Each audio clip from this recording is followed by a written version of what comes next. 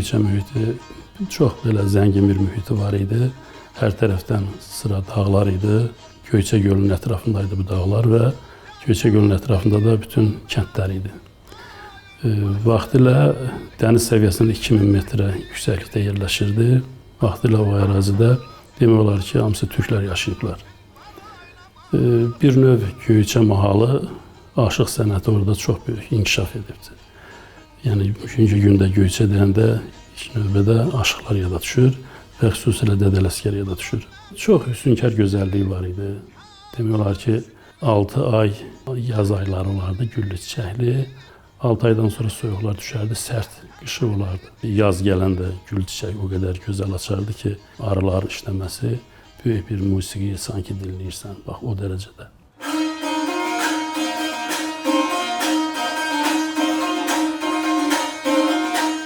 Aşıq sənəti üçün mütləq doğulmaq lazımdır. Yəni, öyrənməklə aşıq olmaq olmaz. Öyrənməklə sən yalnız biliyini zənginləşdirə bilərsən. Amma aşıq olmaq üçün mütləq aşıq doğulmaq lazımdır. Tovuzdan, Qazaxdan, Gəncədən, Kəlbəcərdən, Göyçədən şair də olmur, aşıq olur.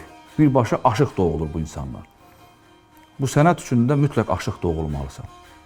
Ona görə də mütləq bu sənət üçün o bölgə çox böyük əhəmiyyət kəsb edir. Dədə Ələsgəri də Ələsgər eləyən Göyçə mahalı olubdur.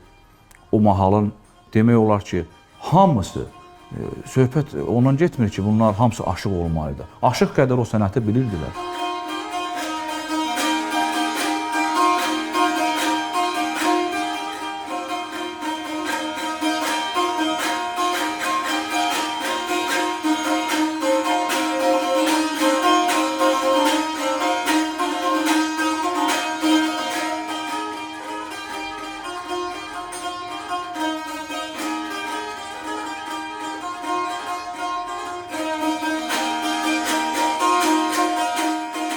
Göyçə mühiti aşıqları yetişdirdi. Məsələn, Aşıq Ələsgər kimi belə dahi bir sənətkarı Göyçə mühiti idi ki, yetişdirdi. Göyçədə ümumiyyətlə Göyçədə el şairləri olub ki, halbuki bunların da bilavasitə çox əksəriyyəti istəyib ki, məclislərdə bunların sözləri oxunsun. Bir növ biri-birindən həmişə konkurensiya olubdur da. Bu baxımdan çox dəyərli şairlərimiz orada yetişiblər.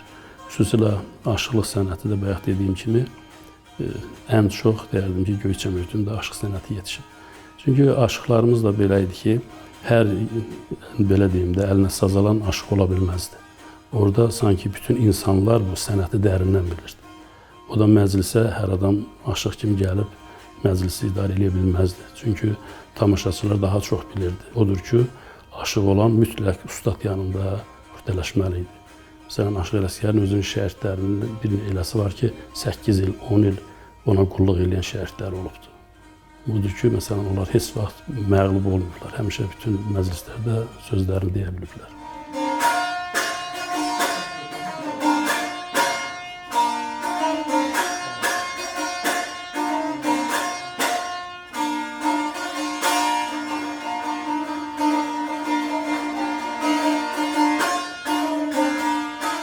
Allah ustadlarımıza rəhmət eləsin, Dədə Ələsgərə də başda olmaqla, Dədə Əliyə, Xəstə Qasıma, Aşıq Abbas Tufarqanlıya, Qurbani, Dədə Qurbanidən bu sənət gəlir və nəhayət Aşıq Ədalət. Bu sənəti, əzizlərim, ancaq ruh adamları ifa eləyə bilər. Başqa cür bu sənəti ifa eləmək mümkün deyil. İstər ifaçı aşıqlar olsun, oxuyan vaxtı. O səsin işləməyi də yenə də ruha bağlıdır. Sən ruhda deyilsənsə də, heç cürə sən onu istədiyin kimi ifa eləyə bilməzsən. Mütləq aşıq ruhda olmalıdır, təbdə olmalıdır. Aşıq sənəti bu qədər böyük bir sənətdir.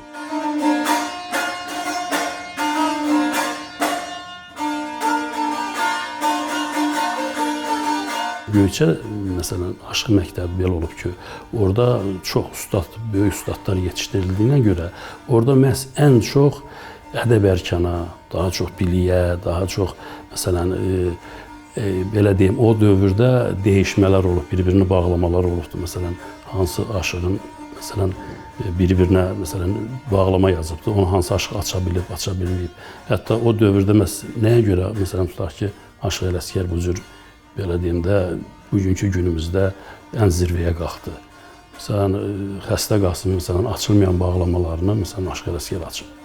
Bunu da ki, təbii ki, o dövrdə məsələn aşıqlar yetişəndə əsasən deyirdilər, görəsən hansı aşıq daha güclü olar, məsələn el arasında söhbətlər gəzərdi və müəyyən məsələlərdə tutaq ki, aşıqlara suallar verilərdi.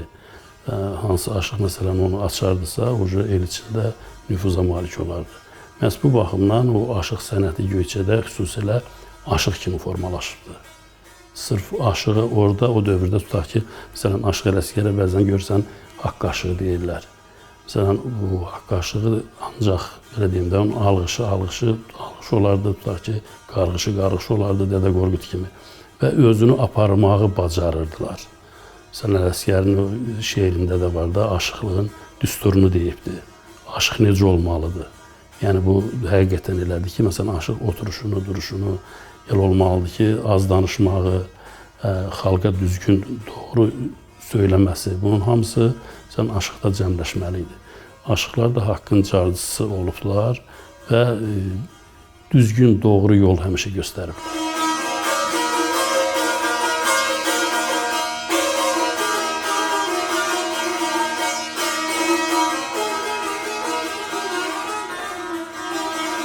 Birbaşa ün məsələsidir. İlahidən gələn ün, səs.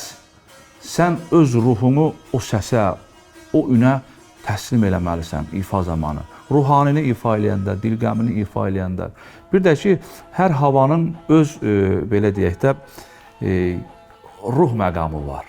Sən yanıq kərəmini ifa eləyəndə mütləq o ruhda qəmlənməlisən. Sazın dinləyiciyə onun necə bir təbdə olduğunu göstərməlisən, necə bir ruhda olduğunu göstərməlisən. Bir ifada ki, yanıq kərəmini, sən kərəmin yandığını dərk eləməsən, onu ifa eləyə bilməzsən. İfa zamanı sən kərəm kimi yanmasan, onu ifa eləyə bilməzsən.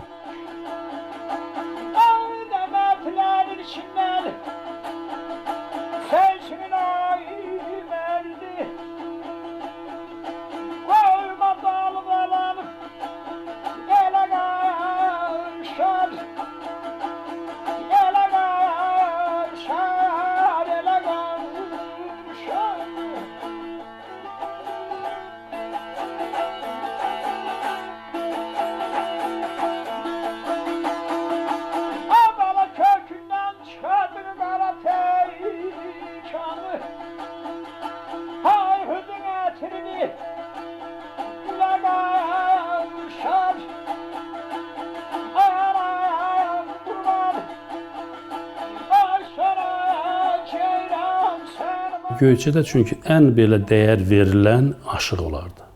Ən hörmətcil adamlar aşıqlar idi. Çünki müəllimlər, təbii ki, müəllimlərə hamı hörmət qoyardı. Müəllim olan yerdə, tutaq ki, biz dayanmazdıq. Qaradakı müəllim dayanıb onun yanından elə keçərdi ki, bizi görməsin. Yəni o dəyərlər var idi. Amma aşıqlar xüsusilə bir ozanlıq sənətini daşıyırdı. Oradan hamı onlara hörmətlə yanaşardılar. Məsələn, hansısa bir aşıq gələndə hamısı ayağa qalxardı ki, gəl, filan aşıq gəlibdi məclisə. Bir də ki, məclisdə hamı onu dinləyərdi. Yəni, bir kəlmə, məsələn, heç kəsin ağzından başqa söz çıxmazdı, hamı qulaq asardı. Bu da təbii ki, aşığın, belə deyim də, necə qüdrətə sahib olmağını göstərirdi ki, hansı səviyyədədir bu aşıq. Bu mənada aşıqlıq orada sanki ən yüksək səviyyədə baxılırdı. Təbii ki, onda da məsələn aşıq inkişaf eləyəcəkdi. Aşıq el ağsaqqalı idi, el atası idi, aşıq bir ozan idi. Yəni o iki məsələn qanı belə deyim də, qanlıq söhbəti kəsərdi. Məsələn onun sözü söz olardı.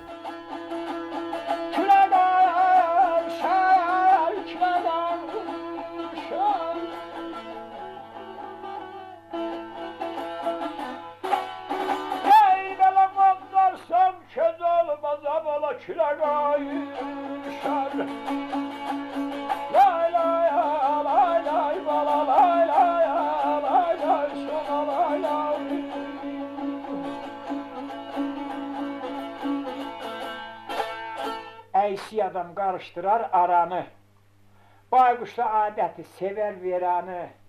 Kola benzetmeyle kervan kıranı, odlarsan köz olmaz, küle karışar. Aşıq Alı, Aşıq Ələsgər, Ağ Aşıq. Bunların tarixini bilməyən bir cəmiyyətə sən bu sazı sevdirə bilməzsən. Mütləqdir ki, həm də ki, xalqımız da bu sahədə çoxlu oxumalıdır, savadlanmalıdır. Xüsusən də gənclərimiz. Bizim işimiz uşaqları ibtidai öyrətməkdir. Yəni, birinci sinifdən əlindən təzə saz öyrədib onlara bu sənəti aşılamaqdır.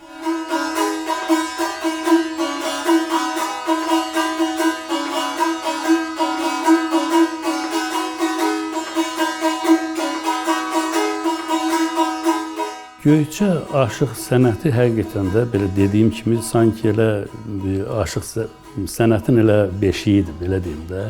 Çünki orada hər ailədə demək olar ki, saz var idi.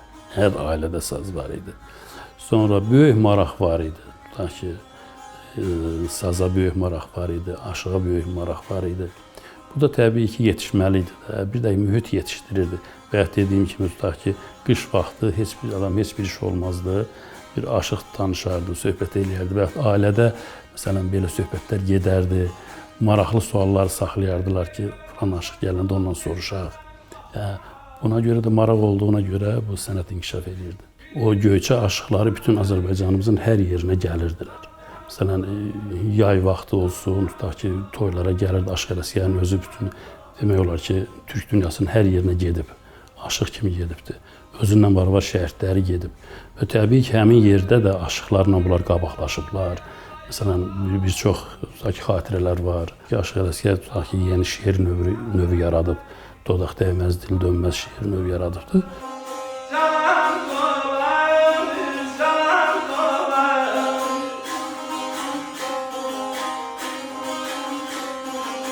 Gəldi yaz ayları həsrət çəkər xak. Deyər Neysan gələ, yağa, yağa. Lənət şeytana de, şər işdən əl çək. Şeytan səni salar ayağa. Səyyət dəryalarda alar, cəngələ. Həsrət çəkər, çiskin gələ, cəngələ. Əzrail sinəni çəkər cəngələ. Qəssal qəssr eləyər, ay, ağa. Keçən gəncər, gəl erkəkdi gərdişi. Dəllək çağır, çəkdirəcən gərdişi. Qəzanın qədəri, çarxın gərdişi. Sərsəri tez salar ayağa. Deyər Ələsgər, yaxşı deyil aya nə? Gizlin sirrin naxaq saldın ayağına. Çırağın ki ilahidən hayana, ehtiyacın nədir yağa. Yəni bu dodaq dəyməzdir, təznisdir. Və burada bütün bəndlərə baxırsan ki, hamısı ibrətamizdir. Yəni gərək insan, əgər deyək sənin çırağın ilahidən ki yanırsa, sənin o çırıya ehtiyacın yoxdur, işığa yəni. Allahdan gəlməlidir o işıq.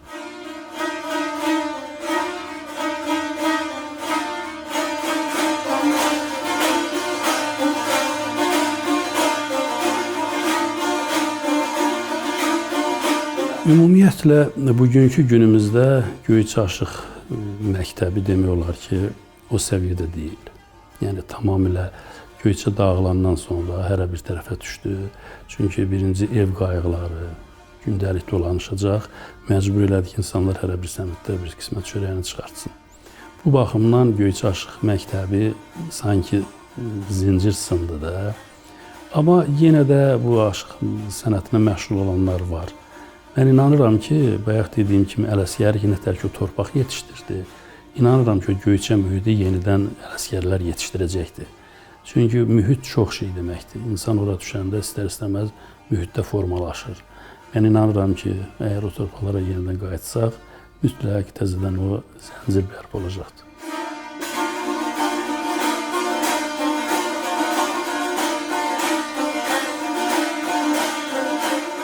Biz bu illəri Xətai müəllimlə qərara aldıq ki, Dədə Ələsgər Ocağı İctimai Birliyinin nəzdində Ozan məktəbini yaradaq.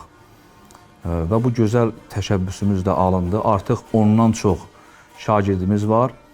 Bir neçə qrupla biz dərs keçirik.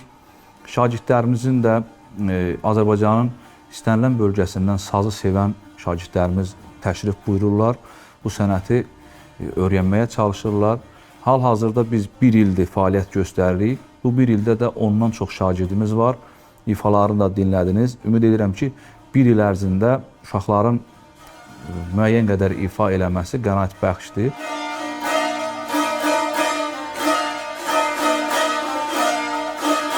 Bir gün eşidəcəyik ki, artıq ora köç başlanılır. Mən ona çox inanıram. Mənim orada otağımda da var, kəndimizin şəklini asmışam divardan. Hər gün ona baxıram və fikirləşirəm ki, görəsən o gün gəlsin, gedim. İlk növbədə Dədə Ələsgərin o qəbrini gedim ziyarət edeyim. Düzdür, qəbir üstü daşı sındırıblar, amma qəbrin yeri durur.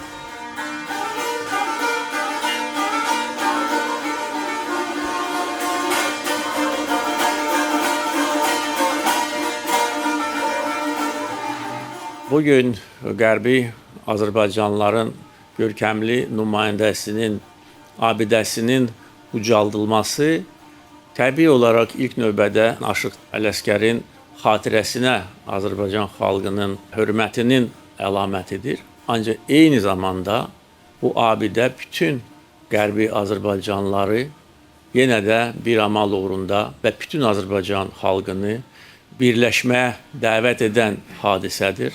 Biz o günü səbirsizliklə gözləyirik, inanırıq, mən də inanıram, siz də inanırsınız, gün gələcək.